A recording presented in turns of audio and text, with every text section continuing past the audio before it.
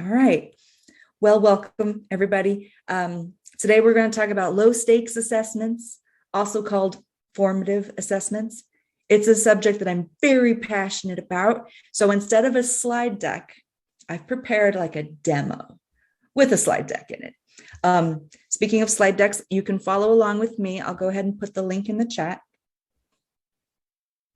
And then to kick us off, let's do another poll. I'm going to go ahead and launch this Zoom poll. It's asking, what is your familiarity with formative assessments? And you've got some choices from not at all familiar to very familiar to, I don't know, is that a trick question? Let's wait and see. Maybe I am familiar and I just didn't know the fancy term. Thank you. Has everyone had a chance to participate? Looks like it. Thank you.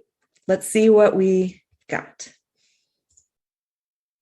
Looks like a lot of us are familiar, and one of us is like, I'm not falling for this trick. I think I'm familiar, but let's just you do your thing.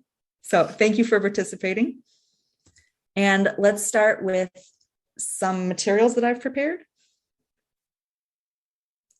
Can you guys see this okay? Or should I make it much bigger? Okay.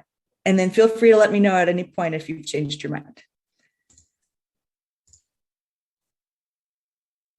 By the way, if you ever need one-on-one help, we're here for you. We've got you covered. And feel free to participate through the chat, unmuting, raising your hand, whatever you want.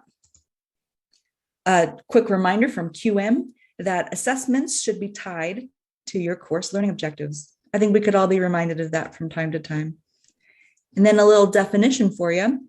Formative assessment is a range of procedures conducted during the learning process, and it's used to modify the teaching and learning activities to improve student success, versus a summative assessment, which is final marks during the grading phase of a course. So very different purposes. A little bit more on formative or low stakes. It's usually have low points, or no points associated with them. So sometimes we think, why would students do it if there's no points associated with it? Good point. Some instructors choose to do low points, like 1 point, 10 points, low points, not high stakes. They look at how well a student is learning, and they often provide extensive feedback when they get it wrong, right? We learn from our failures. So they guess, they fail, and then they get that reteaching moment through feedback. Or they got it right and it's reinforcement and they're ready for the high stakes assessment. So one of the important distinctions is that formative assessments take place during instruction, not after. Oh, another key point is that it's usually for smaller chunks, right? Like a chapter, a lesson, a topic, whereas summative assessments are more of the end of, 3 chapters, the end of, the semester, those kinds of things. So summative assessments, this workshop is not about that, but quick review, they're the high stakes ones. They're usually done after a cohesive group of subtopics where the understanding is key to success for the next group of subtopics. They measure what the students have learned, and they're usually like final project or a quiz or exam that have matching, multiple choice, blah, blah, blah, only one right answer. So when to use low stakes assessments? You can use them with polls during the lecture, knowledge checks. Here's a little one that I've created down here. So this is in Brightspace. It's a thing I love, which is called h5p.org.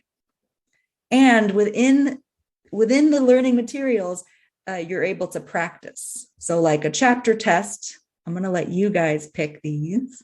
Would that be a formative assessment or a summative assessment? I'll wait. If this silence feels awkward, good, because I'll need someone to tell me where to put it.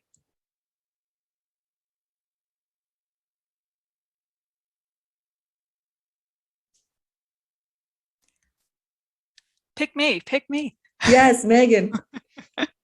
Why don't you try summative assessment for chapter test? What happens? Let's try it. Yes. Okay, good.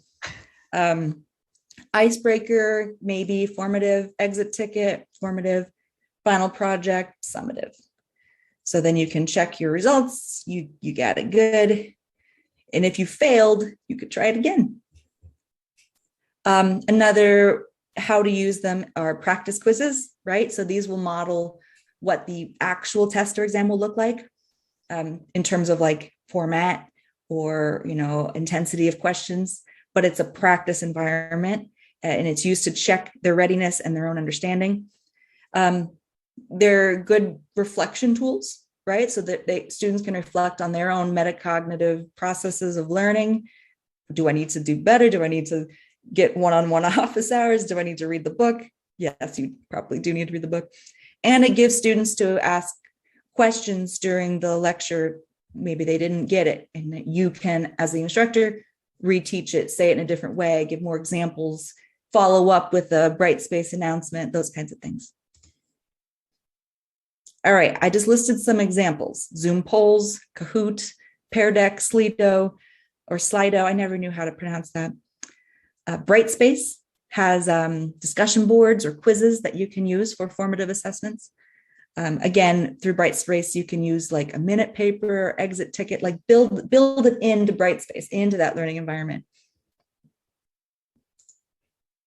Okay. No one asked for this, but I wanted to share some. Yes, go ahead. You have a question. What exactly is a exit ticket? An exit ticket is it's like a quick survey that an instructor can ask their students at the end of a class. And you can ask anything you want. It could be content related. Like today we covered fractions. Do you know fractions? Or it could be more general, like what's something you learned? What's something that you're still confused about? Do you have any questions for me? So it's like a little pulse check at the end of the semester. Yeah, Lindsay, do you have more to elaborate on? Yeah, not elaborate. You explained it perfectly. But Brightspace does allow you to create those surveys in Brightspace using the Likert question option in the quizzes tool. So if you were interested in just kind of asking for like the survey, like Lucy said, those Likert questions, you can set them up as an exit ticket, and the students could then gauge how they felt about the lesson or the project or understanding. And then you'd have, like a nice kind of like printout of all the information from the students. Yeah, good point. You could get all that data and, use it to inform your instruction. Thank you. And I think we have an example, but I didn't get to do the Likert yet in the example, but we should go over that too. Okay, again, no one asked for this, but I wanted to share some tips for writing questions. One is that avoid negatively stated stems because it's confusing. Don't try to trick them with confusing words. Direct questions are better than incomplete statements. So I see a lot of instructors go, Sarah is blank, the Sarah blank thing. And you're like, what? It's better to say, what is Sarah doing? That was a terrible example, but off the fly, sometimes my examples are great, sometimes they're not. You want to think back to how the questions tie into the learning objectives. You want to choose appropriate level of questions. So, if it's a graduate level course, that's different than a freshman course. And if possible, create application level questions, those questions that the students apply what they've learned. And then for your distractors, yeah, go ahead. You're still muted. Can you flip back? So in the last bullet, you said create application level or higher questions. Is that so? My impression of low stakes assessments were more simpler, lower in the I forgot what that scale Bloom's was. taxonomy. Yeah, Bloom's taxonomy. Yeah. Instead of something that's more, I guess, complicated. Yeah. Yeah, I So, can see can you it that clarify way. that? If I'm honest, which I am, I threw this slide in because I thought it was useful. But you're right, it might be better placed in a summative assessment or an assessment in general workshop. I don't necessarily, and I'm curious to see what my colleagues think, but I don't necessarily think that it has to be lower to be summative. I'm sorry, it doesn't have to be lower to be formative, but you're not wrong either. Like a lot of the times, some formative questions are just like knowledge checks or just check-ins. So what do you guys think? Did you guys have more to add to that, please? Megan's got her hand up. I got my hand up now. Sorry, using the raised hand feature. Yeah, I don't know if I totally agree with the bullet point on that slide, and I'm glad you pointed it out. I think typically when I think of low stakes assessments, I think of lower on the Bloom's taxonomy as well.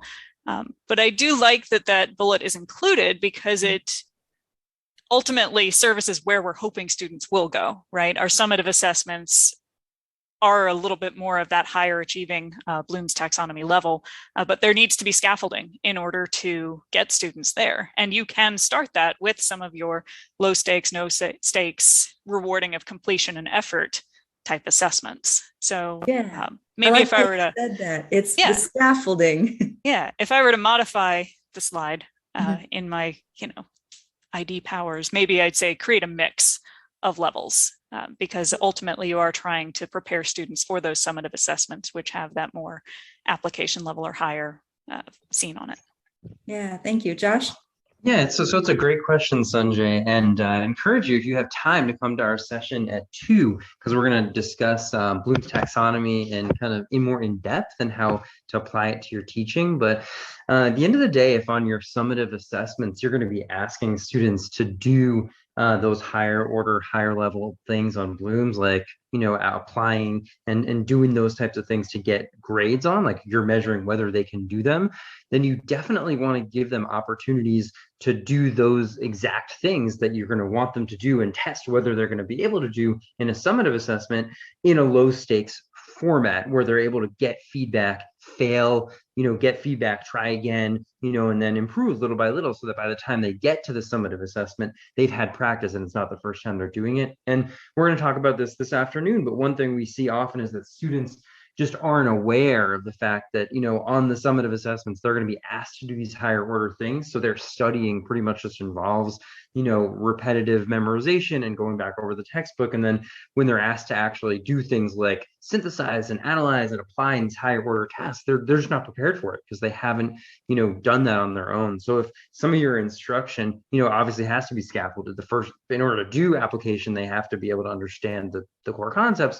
But in order for them to succeed on those summative evaluations later, they need to have a chance to practice them and try and fail and get feedback over and over again. Thank you. Great discussion on formative assessment. Thumbs up all around. In case it's helpful, I also wrote some tips for your distractors, right? The wrong answer. And one thing that is my pet peeve as an instructional designer is when like question D is something like clearly wrong. So one rule of thumb is all distractors should be relevant to the course materials. It's not a freebie. Like, it has to be in the realm of possible. Here's a tip. Try to keep all of your distractors the same length because students will sometimes just avoid the thinking about it and instead think about like, well, this one's shorter than all the others. Maybe that one's the right one. And this third bullet is controversial. I'm not telling you to do it, but I have read in some books that you should avoid all of the aboves, none of the aboves. Again, it's controversial. You do you. I just wanted to include it here. And then I also included a funny meme of the teacher. Don't worry, the questions aren't that hard. The questions, extremely hard. Sorry, it gave me a chuckle. I included it. Hey, but by the way, something I picked up hanging out with Lindsay yesterday was that if you are going to use all of the above, it kind of makes your Brightspace quiz harder to grade itself because the options aren't there if you have to choose them. So that's just another thing to consider if you're trying to have your quizzes self-grade in Brightspace. Yeah, one thing I do when I do an all of the above or none of the above is I don't randomize those those answer orders. I still might randomize the question order, but I won't randomize the answer order, right? It's the setting in Brightspace, because then all of the above could be the first answer. And that's just very confusing. And our poor students don't need that kind of stress in their life. I also just threw in this table. Again, it's not really related to formative assessments, but I found it useful. And it's kind of types of questions and then like starter stems. So if you did need some help coming up with some questions, you could maybe reference this chart. Megan, did you have something to add? I had a pro tip about multiple choice questions on randomized answers. I found a workaround with writing all answer choices are correct instead of all of the above. There's still the risk that the student might not read the full question and might just answer the first correct choice they see. So you may want to put additional guidance in the question itself. Brilliant. Like read this one carefully or something. Yep. Okay, so that's all the slide deck, but don't worry, I have some examples to share you. And then I have a prompt from takeaways that you could take away from this workshop. Use formative assessment. Truth is, you probably already are using it in some capacity. Solicit student feedback, and then whatever other takeaways you want to share. Can I share with you some examples? So show us. Yay. All right, so we're going to test out to see if we have the newest version of Zoom. So Zoom has a new advanced polling and quizzing feature. Oops, I'm going to relaunch poll. You guys should see an advanced poll with different types of questions. If you don't see it, don't panic. We just need to update your Zoom download or whatever at the end of the meeting. So I'm curious if anyone's able to try out the short answer question, the ranked order question, or the, I believe there's a matching question.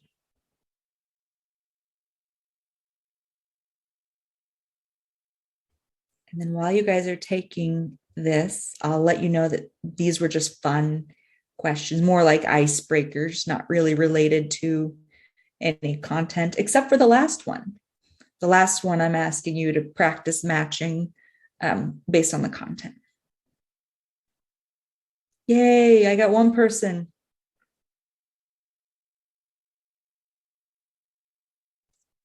Two people.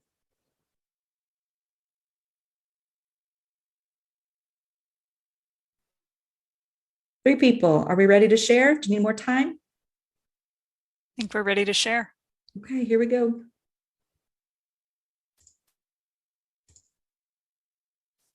Can you guys see that? It looks like we got snowy. We've got a lot of people enjoying turkey. And I added green bean casserole because I feel like this is a controversial dish. And it looks like you guys did great with the knowledge check. Well done. So that was an example of, using a poll to break up the lecture, especially for our virtual week when we're going to be on Zoom. And that is the advanced polling. And I'm very proud of all of you for having your updated Zoom. Okay. I also have some other examples to share. 1 minute paper. So this is when you ask your students to, in 1 minute, write something. It can be write answers to some questions. In this example, I asked them, what was the main point?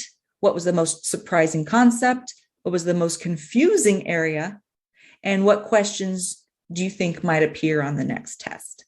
So for a minute, they write, and then they submit this to Brightspace. It's not worth many points, maybe just participation grade, but it gives you a chance to get some information about where they are in their learning.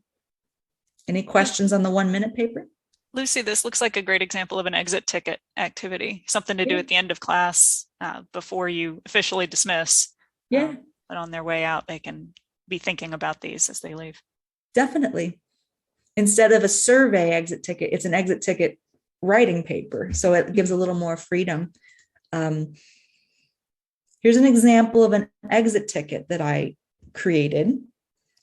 I think I did it as a assignment with, instead of a file submission, it's a text submission. So they would just type it in. I've also seen these done as quizzes or surveys. And in this exit ticket, I'm saying before you leave class, like we're doing this in class, this is your ticket to leave. You need to name one thing you've learned, write a question you have, and then, getting feedback from them. Do you have any suggestions for how we could do better? And one thing that you can do as the instructor is synthesize this information and then start the next class covering those muddiest points, or preparing a video to put in Brightspace that, okay, a lot of you said that, this concept was confusing. Here's a video I made walking you through an example. Any question on exit tickets? Again, interrupt me. I'm just going to keep going because awkward silence is weird. Sorry, I'll add one quick thing, which is how that, you talked very eloquently about how exit tickets can benefit the professor and help, you guide your instruction and going forward. But just to reinforce how it benefits students as well, because, in asking them to make some meaning out of the material, make a takeaway, make it express what they want to reinforce from their learning, what they learned in that class period, it really helps cement the learning and helps their processes as learners. So just by opening up that space and giving them that 1 minute, that little assignment, you're actually helping them to learn more effectively. Yeah, you're right. Plus it gives them a voice, right? If they are frustrated, it gives them a voice, and you can actually alter course before the, end of semester evaluations come in, and there's nothing you can do. Thank you, Josh. Absolutely. That's a great point. And this is an example. I'm having them do a journal entry, and I'm having them do a Google Doc journal entry. So pretend that we walked them through it, how to set it up in the first, day of class or whatever. And then this is just a regular thing that they do. So using your Google Doc journal, write a reflection on this week's learning materials. And then I gave them some information. Learning journals tap into our metacognition, plug for the 2 p.m. session, of your personal learning style. In this journal entry, you may want to ask questions, write about, what you learned, what was your challenge, how did you overcome challenges, how does this relate to the course learning outcomes, or how does this relate to your future academic or professional career? And then they're going to paste the link to their Google Doc journal. It'll be an ongoing journal throughout their course, and then the instructor can give, participation points for that. Lucy, one thing I love about learning journals is that you can use them to measure change over time. And so by the end of the course, you've got this chronicle of all the things that they've been thinking about over the full semester, and you can do some sort of meta-reflective activity by asking them to refer back to the earlier journals and see how far they've come. Yeah. So like their last learning entry journal, the prompt could be, take a look at your journal, and over the last 15 weeks, tell us about what you learned, what was this like for you? Here's an example of a course FAQ, this is an example of like. Before we go to the next thing, can I just add and ask you something about this previous slide of the journals? Because I think it's so fantastic. And just one thing, to one question I get often from faculty about this is they're like, oh my gosh, that feels overwhelming in terms of, I have to read all this, and how do I assess this even? Because everyone's kind of taking this open-ended prompt and going in different directions with it. Well, what are some thoughts you have about that? I have thoughts. I've got, there's most things I have thoughts on. One of my thoughts is that this could be a pass-fail. It could be a yes, no, did it or didn't do it. That will reduce the grading burden on the instructor, but still offering that chance for the student to benefit. Another thought I had is, don't do it. If you're not going to read it, don't do it. But to that end, if you do need more time, or if you do want to set expectations for what the student is going to get out of it, be upfront about that. say in the beginning, I do take a look at these. There's a lot of you, so I'm not able to respond to everything. If you have an individual question, please contact me directly. Like basically setting the expectations for how you plan on using it. And Megan, you have thoughts too?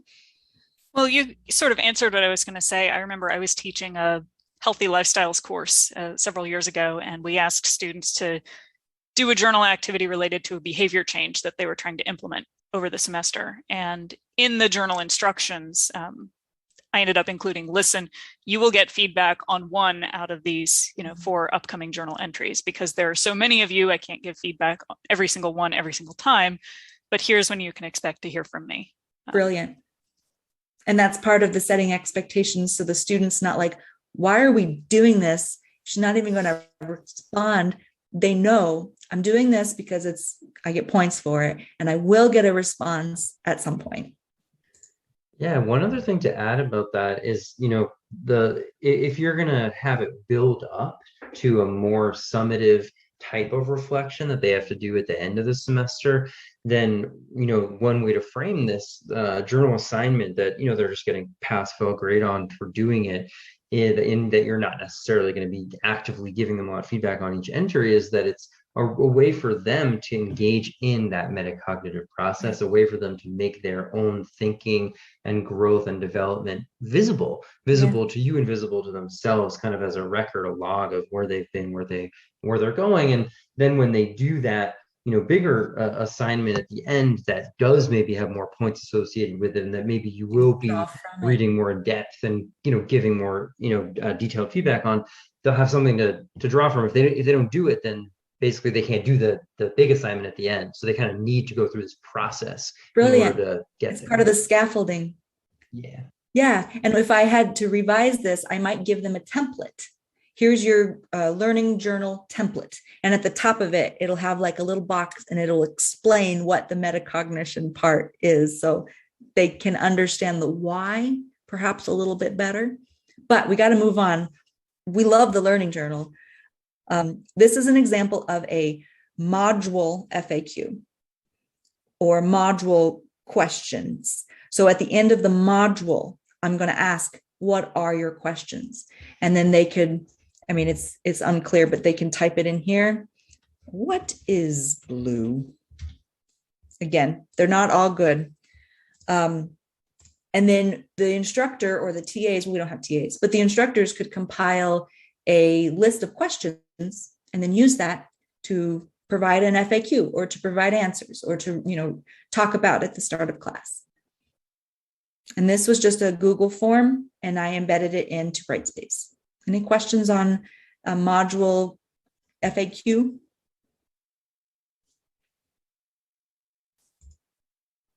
I love that it directly challenges students to ask a question, because I know it's tempting to just say any questions and then move on, but that's a skill you can take into your classroom as well. Instead of saying any questions, say, what are your questions about this?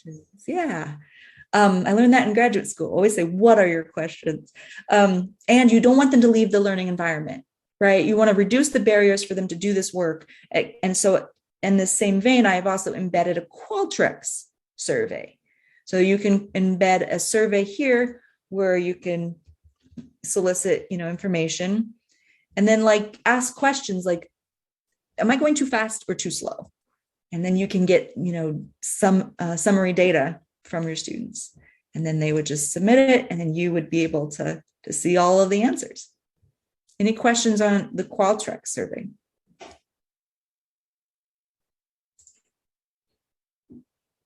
Okay.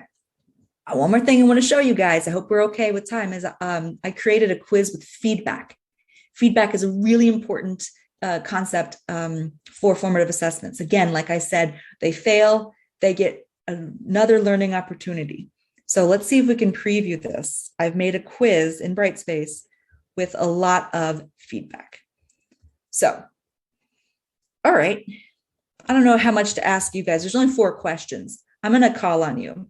Josh, I want you to answer question 1. It's okay if you're wrong. I believe that formative assessment takes place during and throughout the learning process. Brilliant. Megan, I want you to answer Question 2, it's a matching question. So the purpose is to evaluate the student's achievement. Is that formative or summative? That sounds a little summative. All right. And then the other one must be 1 just by process of elimination. Unless you've tricked us again. Yeah. Sanjay, I'm going to challenge you for question 3. Is this an example of formative or summative? In response to chapter 1, write down 3 different summaries. One that's 10 to 15 words long, one that's 30 to 50 words long, and one that's 75 to 100 words long. I would say that it's probably formative. Okay. And then last one, Lindsay, I'm going to challenge you to answer, is this one an example of formative or summative?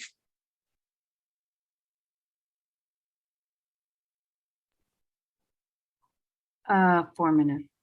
Brilliant. Thank you guys for participating. There are no prizes or grades. All right, so I'm going to submit the quiz. And then I'm going to instantly get feedback. All right, you guys are going to laugh at me, but I created video feedback. Yeah. Why would we laugh at you over that? It's embarrassing. I'm going to make sure you guys can hear it. Let's see, share sound, optimize for video clip. That's right. Formative assessment is an ongoing activity.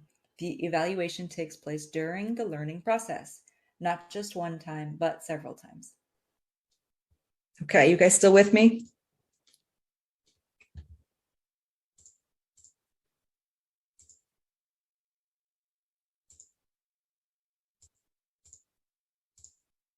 Okay, you're there. Sorry.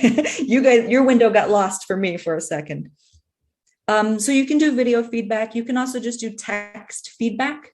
So my feedback for this question is, if you need to know, refer to this infographic. So I point them to the right resource. You can also give, specific feedback, general feedback. You guys got it right. So I reinforce the information with text.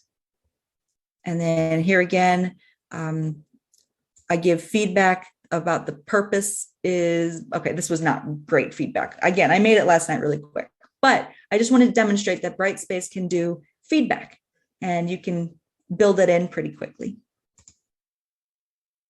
So that's your argument against the complaint of, why would I create another assessment that I have to grade? You can instead set up the quiz so that it'll grade itself and the feedback will be delivered automatically. Yeah. Yeah. And then, the summative assessment for this little fake lesson might be, all right, now I want you to create formative assessments in your course, and then send a picture or send a link or whatever. And then the last thing I wanted to share is one of my friends from ASU wrote this toolkit on low stakes assessment. And she had an important message that says, tell students what you're doing. And she gave some example text, I will be implementing assignments, quizzes, polls, and surveys. I encourage you to participate. They help me assess what I need to reteach and provide you the opportunity to test yourself in a low risk way. So you can use her script. She also makes some great points for using practice quizzes to mimic the high stakes, which is what Josh was talking about. She also gives some great tips for extending the learning. So right after your session, after your class, after your Zoom meeting, find the areas of struggle right away, and then figure out how to reteach them, either in an announcement, a short video, a new page. They use Canvas, we use Brightspace. So I love those tips. Oh, she had one more tips. Online lectures. We're going to be in virtual for a week. Using polls in your online lecture, they not only serve as formative assessments, they also break up the monotony of online lectures, Zoom lectures. And that is literally everything I have prepared. I want to invite you for questions, and then I want to give you the rest of this 20 minutes back. If you have questions, please stay around. If you need to leave, then it was so nice to see you. Thank you guys for coming. Thanks so much, Lucy. One thing that I really heard you say kind of wove through the presentation was just the importance and impact that it can have on your students when you really make it explicit to them why you're doing what you're doing. Like, this is a formative assessment, and that's what this means, and that's how it's going to help you learn, and this is why you should, do it, and you're going to get as much out of it as you put into it, and it's just how learning works. So the more you're able to be transparent, and we've talked about transparency in teaching and learning at other times, and we can refer Sanjay to some resources if you're interested in learning more about that idea of transparency in teaching and learning, just how effective that can be. So thank you for bringing that perspective. And one way that I was able to do that, Josh, was adding a description to the module. It worked in this case because the module was on low stakes assessment, but otherwise it could be said out loud. It could be included in the syllabus. It could be included in the overview page. There's a lot of different ways of making that, setting those expectations and being transparent. Any other thoughts, comments, questions? So what, sometimes I currently do use polling during class just to, something that I started during the pivot to online. But there's also surveys. Do you have an opinion on which is better, or why you should when should you use polling versus quizzes or surveys inside Brightspace? So Brightspace I don't think has polling, so that you probably need to use something separate, like Zoom polls. Does have surveys, okay, right? So after class, you could set it up and give them the link, and they could do it during their outside of class time. Or you could do like one of the embedded examples, like these two. This was a Google form, and this one was a Qualtrics. So it's definitely possible. When it comes to creating assessments, I like to vary it up, but be consistent. So it's a kind of a fine balance. So if I'm, maybe I'm doing alternate weeks, that way they know the tech, but they're not bored of the tech. I don't know. I guess it also comes down to personal preference. Yeah, there's a lot that goes into it, and I feel like there's an ongoing battle in my head between standardizing something and customizing something. If you standardize by consistently using the same polling tool or survey tool, students can predict what you're doing, and it becomes easy to, easier to manage in that way because the technology tool that you're using. But you can also customize when you've got one specific task you want to do, and there is a better tool for the job than what you're trying to implement. In terms of surveys in Brightspace versus Zoom polls, I feel like maybe the synchronous versus asynchronous nature might dictate what you use. I almost feel like Zoom polls is better for that live remote lesson, that Zoom lecture that you're administering, so you can get that immediate synchronous feedback. A survey might be if you want students to take it maybe after class or between classes. Maybe that might be a better tool to use. And there's so many tools to learn. Pear that Desk. Is true. The thing that I used today for this word cloud was Mentimeter. I mean, there's tons. Poll Everywhere is great if you have less than 40 students. Top Hat. I mean, I could keep going. There's so many tools to use. It kind of comes down to what do you want? What do you want to learn? What do you want to try? Gosh, I'm so grateful for you all. If you have more questions, you can always email us later. And thank you. Thank you all. thank you. Thanks, Lucy. Bye. Thank you. Bye. Great job. Thanks. So good. Oh, man. Thank you. Let me stop recording. What a rock star. Grateful for you guys, and good luck today at 2. Thanks.